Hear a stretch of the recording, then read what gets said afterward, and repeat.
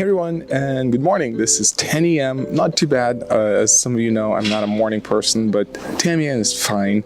And today is a very special day. It's a Friday, but none other than that.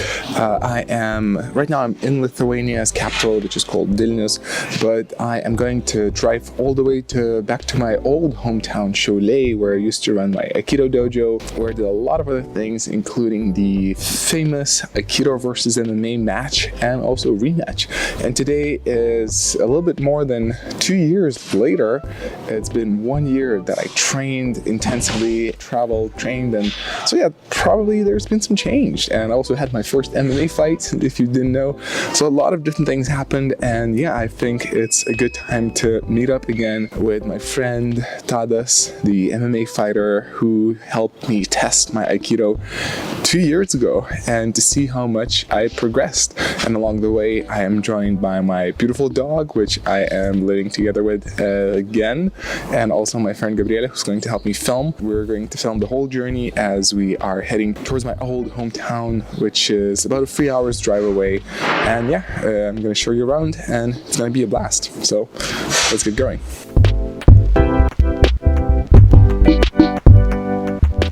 So we are on our way to my old hometown, Šiauliai. Now I moved to the capital of Lithuania, Vilnius, after traveling for about a year, after being homeless. I have a new home, but yes, I'm going to visit my old place. I used to live there for 7 years, and I used to run my Aikido Dojo, and I used to do a lot of things around it, like doing seminars and motivational speeches and going to school. So I was quite well known around the area. So that knowledge of my work is still kind of there around, and I think that's one of the reasons why when one of the journalists who interviewed me a couple of times before in the past, when she learned that I came back to Lithuania, she said, let's meet up, let's make an article. And so before I do the Aikido versus MMA fight, I'm going to meet her and talk about what happened recently.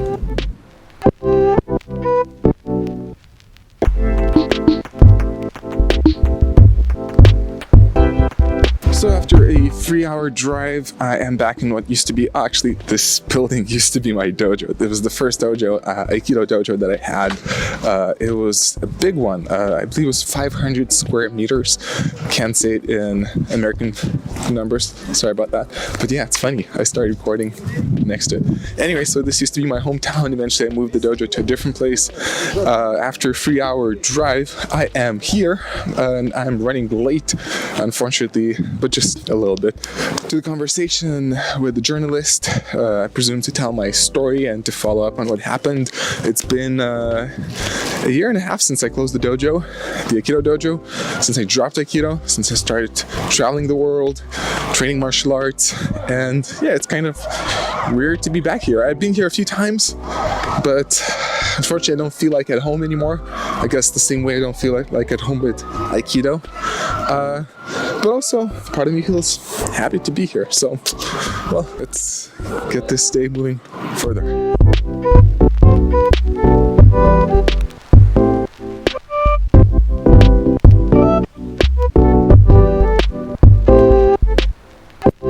So after the interview, I also met one of my Aikido students just to recatch ourselves and talk about the good old days and the good new future. It's a really nice thing that me and my former Aikido students, especially the last generation, we still maintain good contact, and we keep in touch, we meet up and always have things to talk about, and they're progressing in their lives, they're discovering new things, and that's super exciting. And also too, the journalists, we had a good talk. We spoke about the kind of the dark side of Aikido, and because I was quite well known, and a lot of people used to come to my dojo for various seminars and whatnot, and so a lot of people were wondering, where did I disappear after I closed the dojo just out of nowhere and went on traveling, and not many people know really the whole story. So yeah, I just shared how things went, and it's gonna be a blast to recatch with my former city. And now we are going to move to the main event, Aikido versus MMA number 3.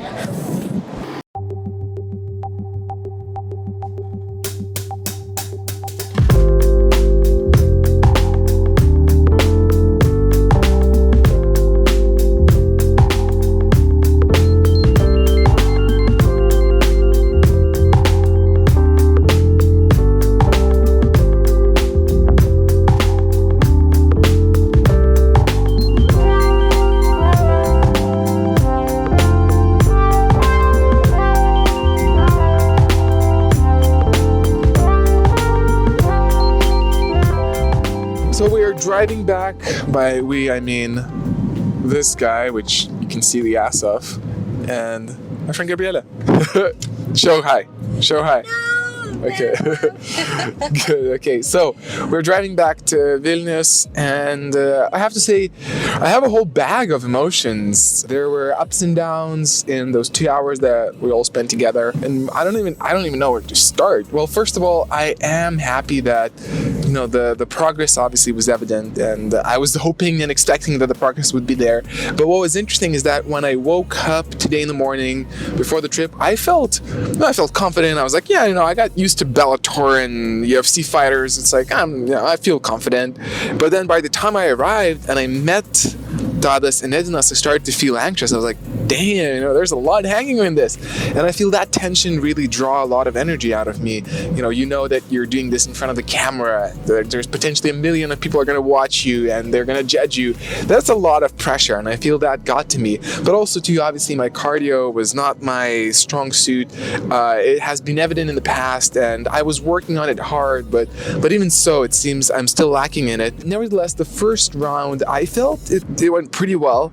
I actually had a bit of a smile at a certain moment. I don't know if it was recording on the camera. I was like, hey, holy crap, I'm not doing that bad. I was like, I'm kind of holding him away, and it was light sparring, but still I feel like, we're sparring. We're actually sparring. This is not just him beating the crap out of me like in the past. But then by round 2 and round 3, my cardio started to die out, and I felt, I really remember that phrase, that fatigue makes cowards out of champions. And I started to go to that place, unfortunately, where I was like, I was very tired, and I realized, and also too, Tadas was saying, let's do more, let's do a lot of rounds. And I was thinking, crap, this is the 3rd round. I'm already starting to feel exhausted, and he's still gonna go for a lot of rounds. And I felt mentally I started preserving energy, more kind of becoming defensive, and I think that was kind of the low point. And then we decided to go for that harder round, and both Edinas and Tadas said that actually went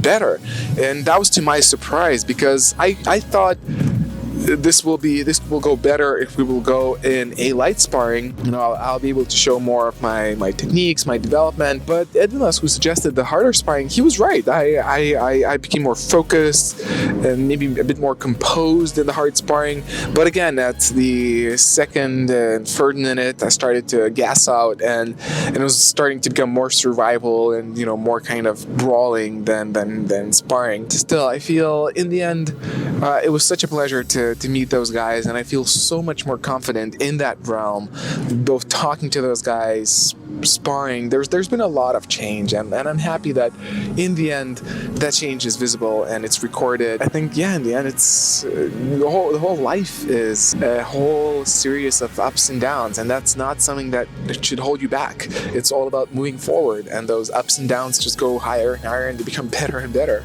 And I think that's one of those moments. As always, thank you everyone for your support. Usually you're very supportive as my audience. To my surprise, the internet, they say it's a toxic place, but you guys are oftentimes so incredible, and so thank you for all your support through those 2.5 years. So again, this marks another big step in the journey, and the journey is never ending, so let's keep going and let's do this together.